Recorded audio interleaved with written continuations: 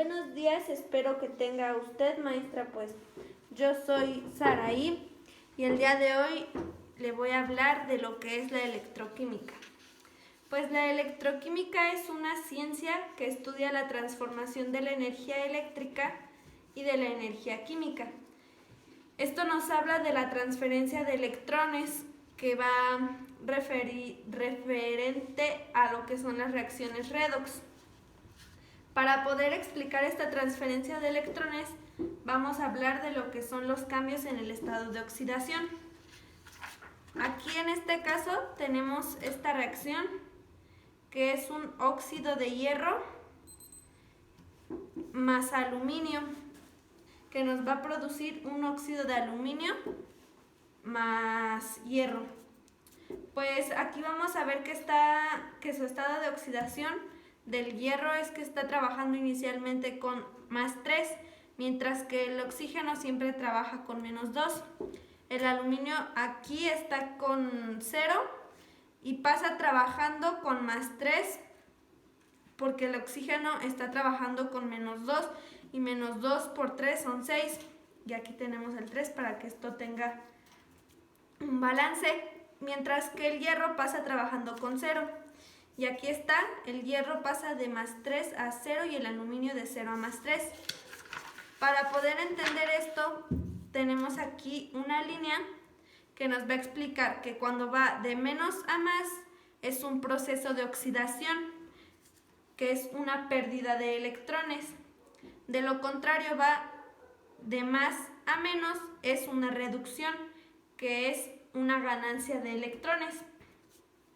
Para esto cabe mencionar que es muy importante cuando la sustancia sufre una oxidación, que es una pérdida de electrones, es un agente reductor, mientras que cuando se reduce la sustancia y gana electrones es un agente oxidante. Después tenemos lo que son los potenciales estándar o potencial de celda, que se representa con una letra E, cel. Esto nos habla de la espontaneidad de las reacciones redox. ¿Y esto cómo se va a obtener?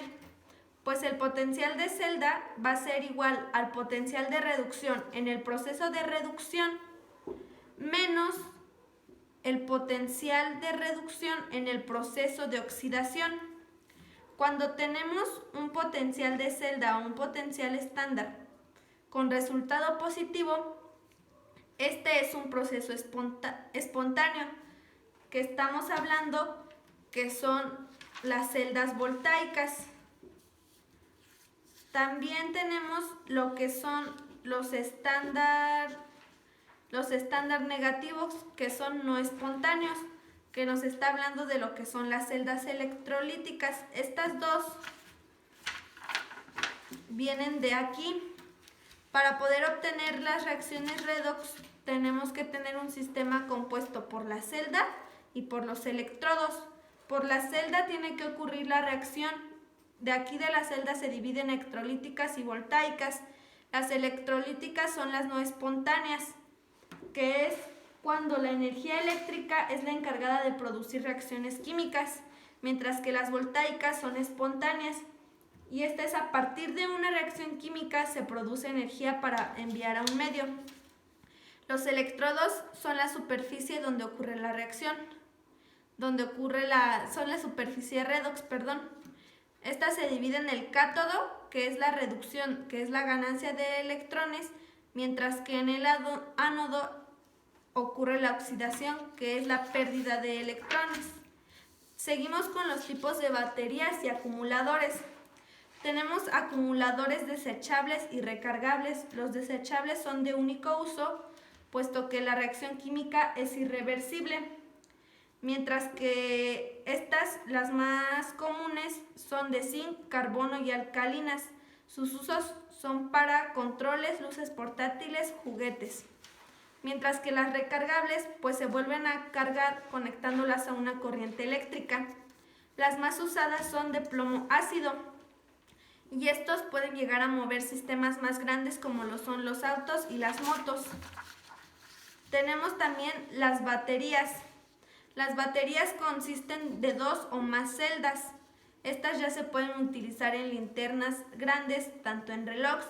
Las más usadas son las de ácido plomo, que pues estas en el interior pierden electrones y así se reduce el plomo pasando en su polo negativo, mientras que en el positivo se forma óxido de plomo y en la descarga es viceversa este proceso. Después tenemos las baterías de níquel o cadmio. Estas son de uso muy común y lo que ocurre en estas es una descarga de metal que se oxida en ánodo y níquel se reduce el cátodo. Mientras que las baterías de ion litio tienen una mayor densidad de energía. Por esto nos llega a alimentar los electrodomésticos. Después seguimos con lo que es la electrólisis. La electrólisis está muy relacionado con lo que son las celdas voltaicas, mientras que la reacción redox es espontánea.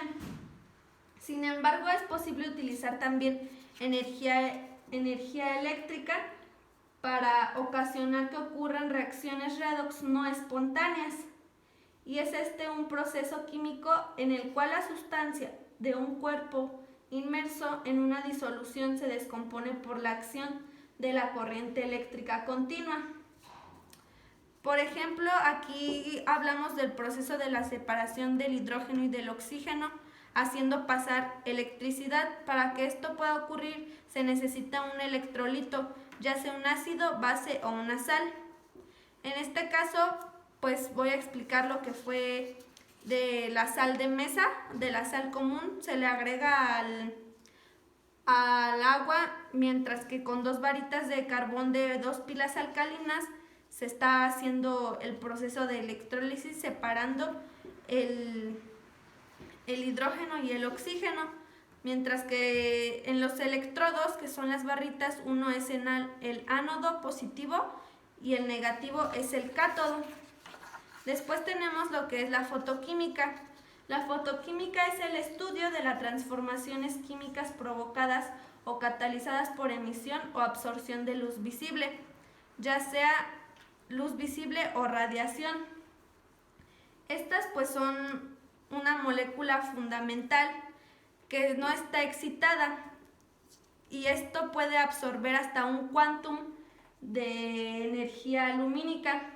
Esto produce una transición que hace que la molécula pase a un estado excitado, a lo que es más reactiva.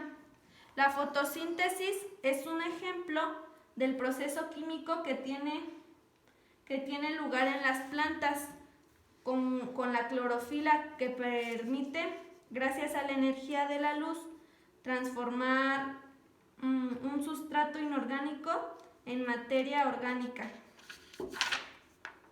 Después tenemos lo que son las aplicaciones de la electroquímica.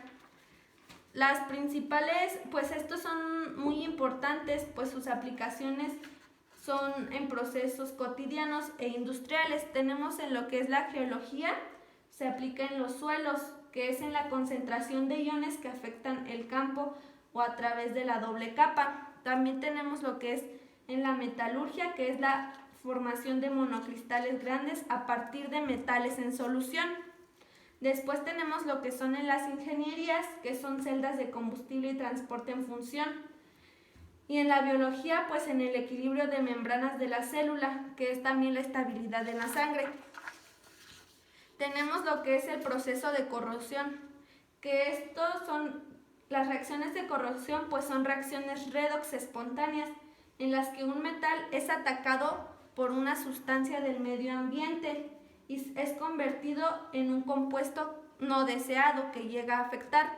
En el caso del hierro, que es el más usado para las construcciones, se llegan a formar pilas galvánicas que permiten el flujo de electrones en zonas anídicas que se disuelven, pasando así a zonas catódicas, desprendiendo iones hidroxilos y en la presencia de un electrolito proporcionado por el medio ambiente. Después tenemos lo que es el galvanizado.